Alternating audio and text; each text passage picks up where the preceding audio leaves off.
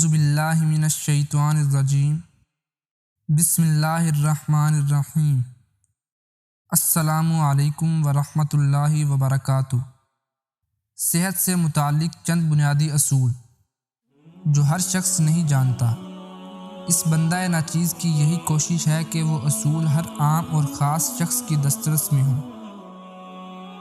تو آئیے ان اصولوں پر روشنی ڈالتے ہیں۔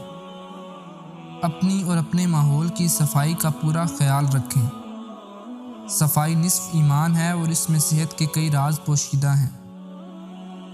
صحت مند زندگی گزارنے کے لیے ایک نہایت اہم ضرورت صاف ستھری فضا ہے، کیونکہ سانس زندگی کی علامت ہے۔ فضا کو صاف رکھنے کے لیے دو باتوں پر ضرور کام کریں۔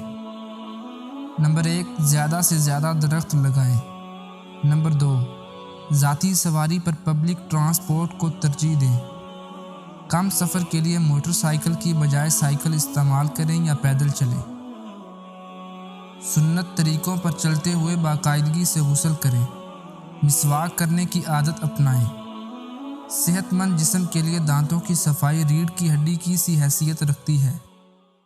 نبی کریم صلی اللہ علیہ وآلہ وسلم ہر نماز سے پہلے مسواک کیا کرتے تھے۔ آپ صلی اللہ علیہ وآلہ وسلم جب بھی گھر داخل ہوتے، گھر والوں کو سلام کہتے اور مسواک کرتے۔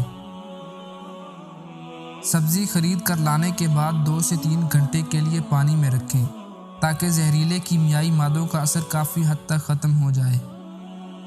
فریج یا ڈیپ فریزر میں سٹور کرنے کی بجائے جلد از جلد استعمال کریں۔ سبزیوں اور پھلوں کے چھلکوں کو آوارہ پھینکنے کی بجائے انہیں جانوروں کو کھلا دیں یا قدرتی کھاد کے طور پر استعمال کریں۔ جہاں تک ممکن ہو خوراک تازہ استعمال کریں۔ ڈیپ فریزر میں 2 ہفتے سے زائد پرانی اشیاء نہ رکھیں۔ کھانے پینے کی اشیاء اچھی طرح ڈھانپ کر رکھیں۔ جہاں تک ممکن ہو پبلک ٹوائلٹ اور پبلک تولیہ کے استعمال سے پرہیز کریں۔ جلد اور بالوں کی صحت کے لیے کیمیکلز سے مالا مال مصنوعات کی بجائے قدرتی مصنوعات استعمال کریں۔ خصوصاً جلد کے معاملے میں بغیر کسی مستند ڈاکٹر کی رہنمائی کے کوئی بھی میڈیسن یا کریم استعمال نہ کریں۔ انفیکشن زدہ حصے کو بار بار چھونے اور دبانے سے پرہیز کریں۔ بالوں کی صحت کے لیے بالوں میں تیل لگانے کی عادت اپنائیں۔ اگر آپ کی جلد چکنی ہے تو تیل لگانے کے 1 سے 2 گھنٹے بعد بالوں کو کسی اچھے شیمپو سے دھو لیں۔ سیلف میڈیکیشن یعنی بغیر کسی مستند ڈاکٹر کی ہدایت کے اپنی مرضی سے دوا استعمال کرنا صحت کے لیے کسی خطرے سے کم نہیں۔ یہ لازمی نہیں ہے کہ ایک مخصوص غذا یا دوا ہر انسان کے لیے برابر طور پر مؤثر ہو۔ ہر انسان دوسرے انسان سے کسی نہ کسی طرح مختلف ہے، اور یہی انفرادیت ہر انسان کے فنگر پرنٹس سے خوب عیاں ہے۔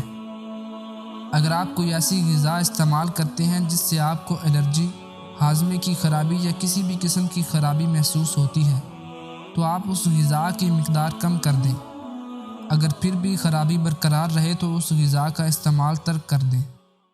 اللہ تعالیٰ کی پیدا کردہ نعمتوں کی کمی نہیں ہے، آپ اس کے متبادل صحت بخش غذا استعمال کریں۔ وٹامنز کے حصول کے لیے سپلیمنٹس پر قدرتی ذرائع خصوصاً سبزیوں اور پھلوں کو ترجیح دیں، کیونکہ سپلیمنٹس آپ کو وٹامنز تو دے سکتے ہیں لیکن فائٹو کیمیکلز نہیں دے سکتے جو کینسر کے خلاف لڑتے ہیں۔ مزید یہ کہ تحقیقات کی روشنی میں بھی سپلیمنٹس کے استعمال کے نتائج تسلی بخش نہیں ملتے۔ دھوپ اور قدرتی ہوا، خصوصاً صبح کے وقت کی ہوا انسانی صحت پر کرشماتی اثرات رکھتی ہیں۔ ان نعمتوں سے بھرپور فائدہ اٹھائیں۔ اگر ممکن ہو تو دن کے وقت خصوصاً صبح سویرے ہریالی دیکھنے، طلوع آفتاب اور غروب آفتاب کا منظر دیکھنے اور رات کو چاند دیکھنے کا اہتمام کریں۔ کھانا اس وقت کھائیں جب اچھی طرح بھوک لگے۔ کھانے سے ہاتھ کھینچ لیں جبکہ کھانے کی خواہش ابھی باقی ہو، یعنی پیٹ بھر کر نہ کھائیں۔ معدے کا ایک حصہ ہوا کے لیے، ایک غذا کے لیے اور ایک پانی کے لیے مختص کریں۔ اگر آپ کو زیادہ بھوک لگتی ہے تو آپ ایک ہی مرتبہ معدے پر بوجھ ڈالنے کی بجائے 2 سے 3 گھنٹوں کے وقفے سے دن میں 4 یا 5 مرتبہ کھانا کھا لیں۔ کھانے پینے سے پہلے بسم اللہ الرحمن الرحیم پڑھیں۔ اگر شروع میں بھول جائیں اور کھانے کے درمیان یاد آ جائے تو بسم اللہ اولہ و آخرہ پڑھیں۔ کھانا کھانے اور مشروب پینے کے بعد دل میں اللہ کا شکر ادا کریں اور بطور شکریہ زبان سے بھی الحمدللہ کہیں۔ کھانے پینے کے لیے دایاں ہاتھ استعمال کیجیے کیونکہ شیطان بائیں ہاتھ سے کھاتا پیتا ہے۔ کھانے سے پہلے اور بعد میں ہاتھ اور منہ دھونے کی عادت اپنائیں۔